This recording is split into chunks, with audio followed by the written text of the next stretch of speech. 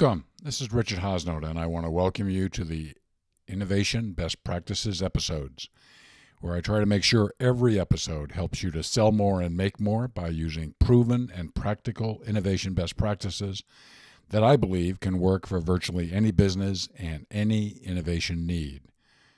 I want to give a special welcome to our listeners around the world, now 91 countries and growing. Welcome back. Occasionally in these episodes, I share some free offers that are available. The first is a free consulting session with me. If you would like to get some help with something in your innovation program, please send me an email providing me details specifically with what you would like help with, and I'll give you the email in just a moment. You can also send me an email asking for our free newsletter, which is published twice a month and has insights available in it that are not in the episodes. We also have a free Innovation Best Practices app for Apple at the App Store and Google products at Google Play. And on my website, i2ge, that's the letter I, number 2, ge.com, there are many free resources. So check it out. Now, if you want to contact me, my email is richard@i2ge.com. I look forward to hearing from you. In this episode, I address some of my personal creativity advice, what really works for me. I've had some episodes about personal creativity, and I felt it was about time I shared those things that work particularly well for me. So, let's get into it. As an overview, I've been in the creativity and innovation businesses for several decades now. Since clients count on me for creative, innovative solutions, I've made it a practice to understand how I can be personally the most creative. I've developed some practices over the years that work exceptionally well for me. The purpose of this episode is to share my personal best practices with all of you. The first one, and it's absolutely at the top of the list, it's called mindfulness. The number one creativity inhibitor for most people is a busy and distracted mind. When I'm thinking about a bunch of other things, creativity becomes almost impossible. Things like, what am I going to do tomorrow? Why did I do that way yesterday? Oh yeah, I have to do this. All that kind of junk that rattles around in your mind. Even if I'm at rest and my mind is wandering here and there, creativity becomes very difficult. So getting the mind under control becomes critical. I knew that I needed to tame my mind. My initial efforts were not very successful, since many times thinking about things seems to be a full-time job for me. Well, several decades ago, meditation became my mind tamer of choice. Meditation is the ultimate form of mindfulness. The goal of meditation is to become totally calm, totally quiet. Now, while that's the goal, I will tell you that is not so easy. Meditation is no big mystery. It is. I'm going to share with you how you can meditate. It takes a very short while, but it takes a long time, at least it does for me and most people, to effectively do meditation. In fact, meditation is one of the most challenging things I take on every single day of my life. So, here's meditation. When you sit for meditation, you just try and sit in a comfortable location with your back straight, and you close your eyes. For most of us, that's the best way to do it. Just do some deep breathing to kind of settle in. And then there's several ways that you can establish a way and a point of concentration. One of the most popular forms of meditation is, as you're sitting there, just paying attention to your breath. Breathing in, breathing out. Breathing in, breathing out. Just focus on the feeling that you have when you breathe in and when you breathe out. When you breathe in and you breathe out. Very powerful form of meditation. Another point of concentration is a word, or sometimes called a mantra. And what I suggest to people is this is where you just focus on a word. Well, what word should you focus on? Well, I generally recommend to people that you think of a word that's sacred to you. It can be love, it can be God, it can be a number of other related words. One that particularly is strong and personal for you. So, as you're sitting there, you just briefly, quietly say to yourself your sacred word when you breathe in and when you breathe out, or at another rhythm that works for you, but just concentrate on that word. So those are the two primary ways of meditation. There are other forms of meditation. And between those two, whichever one works best for you is how you do it. And if you haven't meditated in the past, you can start by meditating for 5 or 10 minutes every day. It's important, I believe, to make it an everyday practice. Find quiet time. It can be the first thing in the morning when you wake up. It can be what you do at the end of the day, or some other points in the day that you can create some quiet time for yourself. For myself, while I started off doing 5 or 10 minutes early in the morning, today I do 2 hours of meditation in total over the course of the day, and a very advanced form of yoga. It is the most important 2 hours of every day for me. And it's one of those things that just is extremely powerful and transformative. Mindfulness or meditation has a whole lot more benefits than just personal creativity. Now, it's very important for that, but it's transformational if you can make it a practice that you follow every single day, probably for the rest of your life. The benefits of it are many, many, many. You can research them on the internet or get a book. Everything from health to psychological to better concentration to all kinds of benefits that come from meditation that have been proven in scientific studies. So this is good stuff. I want to just give you one other perspective on, try and create a picture for you for what is supposed to happen in meditation. I was fortunate many years ago to go to Esalen and study meditation with Sogyal Rinpoche, a great Tibetan Buddhist master.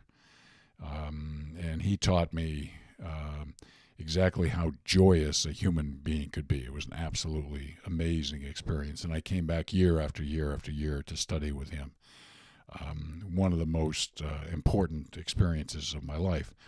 But Sogyal shares a story that many meditators share that kind of goes like this. When you sit to meditate, you are like a jar of muddy water, all muddied up in thoughts and no clarity at all. And if you let that jar of muddy water just settle, just sit there undisturbed, what happens is the mud settles down to the bottom, and what emerges is clarity, clear water above. It's that clarity that you're striving to achieve in meditation. And meditation is, for me, among other things, an integral part of my innovation and creativity work, both my overall life and on my spiritual path. Okay. The second thing I do is ask questions. Boy, this is a fun and powerful process. Anytime I ask a question of someone else or myself, I expect to explore potential answers. I don't ask questions and go, okay, well, I asked a question. No, it kind of triggers in me. It begs for an answer. And here are some of the most powerful questions I routinely ask, but the list could go on and on. The big one is, for me, is there must be a better way. What is the better way? Another one, what's the problem? How could we fix this? How do we take this first solution all the way to wow? Okay, I could go on quite a while with the questions, but you kind of get the sense. When I ask these questions, it immediately begs a search for answers. And those answers go down a very interesting creative path. So ask questions. The third one is stimulus. Now, I've talked about stimulus in the course of quantum idea generation as one of the 4 factors that helps generate 12 times more ideas. And in previous episodes, I've also talked about left and right brain people. When I take those assessments, I'm a person who is balanced left and balanced right brain, which means I'm equally comfortable and productive with either type of left or right brain process. For me, written stimulus, certain forms of written stimulus, can prompt deep and wide creative searches. Sometimes I see something that's used for one purpose as being able to solve problems in another and entirely different area. Sometimes it gets me wondering about how I could use information on something I've been thinking about or working on. Stimulus to me also can be visual stimulus. I love pictures, but I love video even more. With video, I can see action, results, frustration, and elation. Seeing a user experience is a rich, stimulating environment. Stimulus often gets coupled with asking questions. These work together. All of these work together. I love exploring and going on a search for stimulus related to something I'm working on, and it's always a fun exploratory. There always seems to be surprising discoveries that open me up to new possibilities.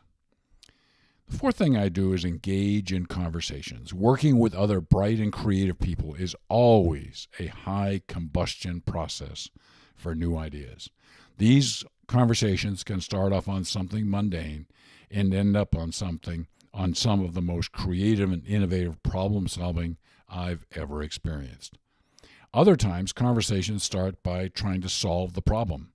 I'm a deep, deep believer that the best thinking of several people is always better than the best thinking of one person, especially this one person. The fifth is I play with possibilities, and I've been doing this for a long time. I am a very big believer on taking an initial promising idea and then playing with possibilities to make it bigger and bigger and better and better. When this process is going on, I get inspired and say things like, oh, and we could do this. Oh, and what if we did this? That's the play of possibilities. I love building something into all that it can be. I then step back and ask if it's good enough. Something like half the time it's not good enough, and I move on to the next possibility. But many times it is. So, my fifth is play with possibilities. Here's some concluding thoughts on all this. Meditation is by far and away the single most powerful of all the things I do to be more innovative and creative. I could go a lot deeper into it, but I think for the moment right now, it's if you're interested in this, there's lots of ways you can learn about meditation. Meditation is, for me, a lifelong journey, and when I spend about 2 hours every day of my life in meditation and higher form of yoga, it really is an important part of my life. Meditation eventually, down the journey, unlocks our intuition. We all have intuition. It's latent in most of us. And the definition of intuition that's even in Western dictionaries is very intriguing because it's very spot on. Intuition is the ability to know anything at any time without any sensory inputs. No information, nothing. You can know without knowing, if you will. It's a deep sense of inner knowing. With intuition, you can know anything at any time with no sensory inputs. That's worth repeating. While I listed these as individual elements, the 5 that I just covered, not surprisingly, several, if not all of these elements are at work at any time I'm searching for innovative and creative answers and solutions. So I hope this sharing of my own personal creativity helps you in some way. If you're interested in more innovation best practices, all you need to do is go to my website, i2ge.com, letter I, number 2ge.com. On the left-hand side is the DIY innovation training. Click on it, all a bunch of training programs pop up. And from there you can If you find one that doesn't work, if you find that there isn't one that works for you, just send me an email, and I'll be glad to tailor one to your unique needs. Here's why I do this. I'm trying to make you innovation self-sufficient with innovation best practices. Through these training programs, you can save tens, if not hundreds of thousands of dollars by doing it yourself instead of paying expensive consultants like me and others. You can also get and read one of the 6 books that I've written and published. It's titled Proven Practical Innovation That Delivers Results.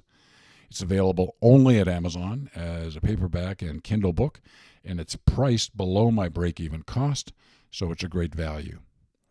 I love hearing from listeners, so if you have suggestions, comments, or requests, just send them to richard@i2ge.com. I look forward to hearing from you.